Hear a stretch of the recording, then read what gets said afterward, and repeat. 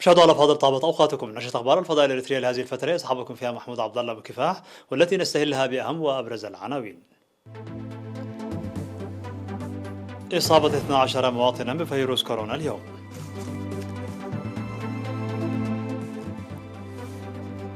عقد ورشه عمل حول نظم التغذيه المتوازنه.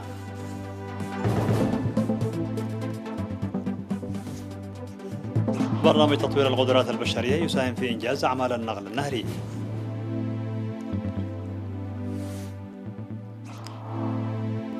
كوريا الشماليه تعلن اجراء تجارب على صاروخ جديد اسرع من الصوت. بريطانيا تتحدى الصين بسفينه حربيه في مضيق تايوان. وعشرات القتلى في معركة مسلحة داخل سجن بالإكوادور.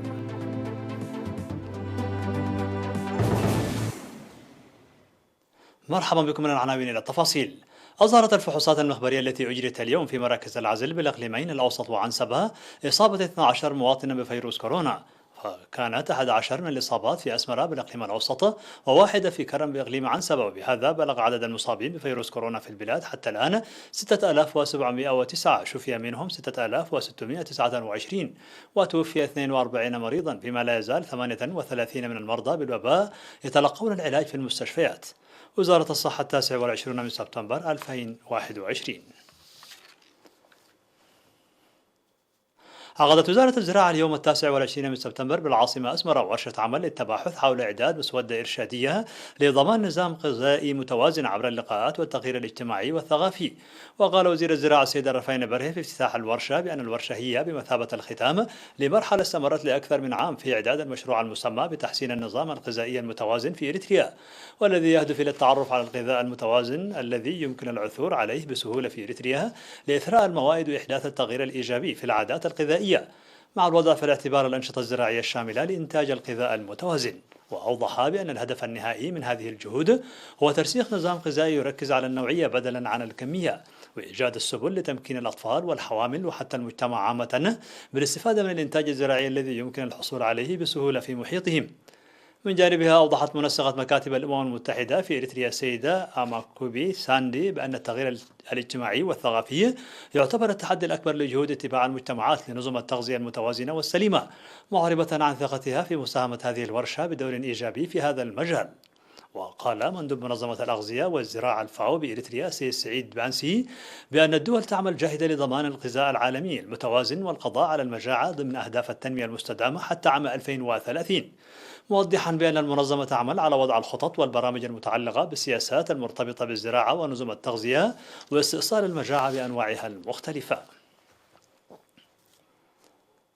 أكد الإريتريون المقيمون في مدن ميلان وبارما والتورينو الإيطالي استعدادهم القوي للتصدي والمساهمة الفاعلة في تقوية تأطيراتهم. جاء ذلك في فعالية الاحتفالات التي جرت في 26 من سبتمبر بمناسبة اليوبيل الألماسي لانطلاق الكفاح المسلح الإريتري. وقدم مسؤول الشؤون الجماهيرية والأهلية السيد جرماي هابت ميكائيل في الاحتفال الذي جرى بمدينة ميلان بحضور عدد غفير من الإريتريين والأجانب أصدقاء إريتريا، قدم توضيحا مفصلا حول معنى وأهداف ذكرى الفاتح من سبتمبر. وأفادت المعلومات الواردة بأن مسؤولي التنظيمات الوطنية قدموا توضيحا مماثلا في الاحتفالين اللذين أقيما في مدينتي بارما وتورينو. يذكر بأن المواطنين المقيمين في مدن روما وبولونيا وكاتانيا وفيرونا وباري قد احتفلوا في 19 من سبتمبر بالفاتح من سبتمبر اليوبيل الألماسي لانطلاق الكفاح المسلح. أعلنت سلطة النقل البري بأن برامج تطوير القدرات البشرية عامة وفني فحص السيارات خاصة يسهم بدور كبير في إنجاز الأعمال بسرعة. وأوضح مسؤول التأهيل والخدمات الفنية السيد تسفى مريم والدي جابرييل وكالة إيرينا بأن الدورات التدريبية المنظمة لتطوير قدرات الأعضاء ساهمت في زيادة الأعضاء إلى 70 فردا، فضلا عن إيجاد حل جذري لأوجه القصور في عملية الفحص السنوي للسيارات. وحول تدريب قيادة السيارات أشار السيد تسفى مريم إلى نجاح أكثر من 946 متدربا في قيادة السيارات بالنصف الأول من عام 2021، داعيا مدارس قيادة السيارات لتحسين طرق التدريب واتباع المتدربين لتعليمات المدربين أثناء التدريب. وأوضحت مسؤولة فحص النظر في مكتب وزارة الصحة بالإقليم الأوسط الممرضة أخبرت رؤسهم إجراء فحوصات النظر والسكري وضغط الدم يوميا لما بين 100 إلى 150 من الممتحنين في قيادة السيارات بالإقليم الأوسط، ومنح الدواء لمرضى السكري وضغط الدم المرتفع، وإرساله من المؤسسات الصحية لتلقي العلاج اللازم. وقال رئيس جمعية مدارس تدريب قيادة السيارات في الإقليم الأوسط السيد ميكيل أبراهام بأن الدورات التدريبية التي نظمتها سلطة النقل البري ساعدت في إحداث تغيير مشهود بأساليب التدريب، مطالبا بزيادة عدد الممتحنين شفهيا.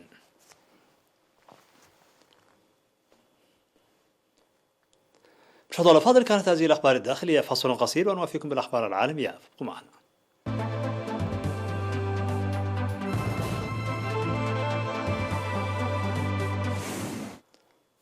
مرحبا بكم. على الصعيد العالمي، أعلنت كوريا الشمالية إجراء تجارب بإطلاق صاروخ جديد تفوق سرعته سرعة الصوت بحسب ما أوردته وكالة الأنباء المركزية الكورية الشمالية. وأعلن الجيش الكوري الجنوبي بأن كوريا الشمالية أطلقت صاروخا قصير المدى من سواحلها الشرقية، بينما قالت وزارة الدفاع اليابانية بأن الإطلاق بدا وكأنه سلاحا باليستيا في بحر اليابان. ولم توضح هيئة الأركان المشتركة لكوريا الجنوبية ما إذا كان الصاروخ باليستيا، لكنها قالت أن سيول وواشنطن تحللان الإطلاق للحصول على معلومات إضافية. وقالت قيادة منطقة المحيطين الهندي والهادئ بالجيش الأمريكي في بيان أنها على علم بإطلاق الصاروخ، لكنها لم تكشف عن تفاصيل السلاح الذي تم اختباره. يشار إلى أن كوريا الشمالية كانت قد أعلنت في أوائل شهر سبتمبر الجاري إجراء تجارب ناجحة لإطلاق صواريخ كروز بعيدة المدى مطورة حديثا.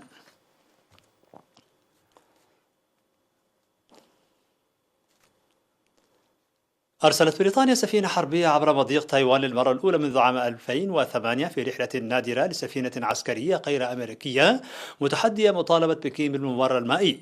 وصرحت وزارة الدفاع البريطانية بأن فرقاطة HMS ريتشموند التي تم نشرها مع مجموعة حاملة طائرات بريطانية أبحرت عبر المضيق في رحلة من اليابان إلى فيتنام. وقالت بريطانيا أنها المرة الأولى التي تسافر فيها إحدى سفنها الحربية عبر الممر المائي الضيق الذي يفصل تايوان والبر الرئيسي للصين منذ عام 2008. هذا وتجري السفن الحربية الأمريكية بانتظام تدريبات حرية الملاحة في المضيق لتثير ردود فعل قاضبة من بكين التي تطالب بتايوان والمياه المحيطة وكل بحر الصين الجنوبي تقريبا.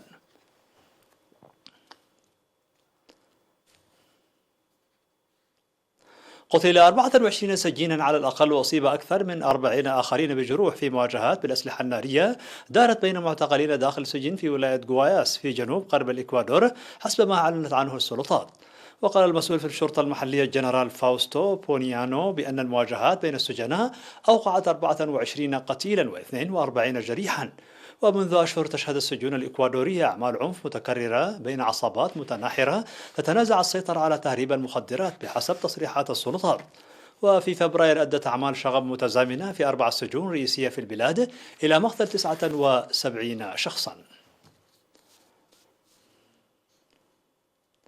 في الخبر الأخير، كشفت الصين عن طائرة عسكرية مسيرة بإمكانها التحليق لمدة 20 ساعة على ارتفاع 15 كيلومترا، حيث تم عرضها بين الطائرات الحربية والصواريخ وتكنولوجيا الأسلحة الصينية الأخرى التي غصت بها منصات أهم معرض لسلاح الجو في البلاد.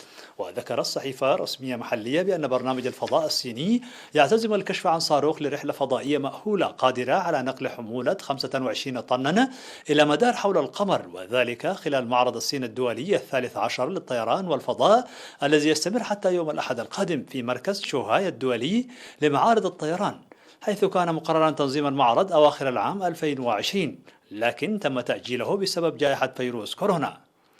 ويضخ الحزب الشيوعي الحاكم مليارات الدولارات في عمليات تطوير الطائرات المقاتلة وتكنولوجيا التخفي والطائرات المسيرة وغيرها من تقنيات سلاح الجو لصالح الجناح العسكري للحزب جيش التحرير الشعبي. مشاهدينا الأفاضل، في نهاية النشرة إليكم تذكير بأبرز ما جاء فيها من عناوين.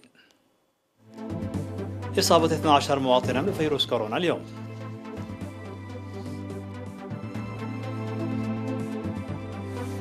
عقد ورشة عمل حول نظم التغذية المتوازنة.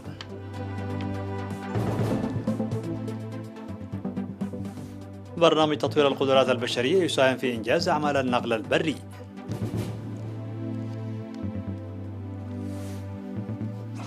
كوريا الشمالية تعلن إجراء تجارب على صاروخ جديد أسرع من الصوت. وبريطانيا تتحدث الصين بسفينة حربية في مضيق تايوان. عشرات القتلى في معركة مسلحة داخل سجن بالإكوادور.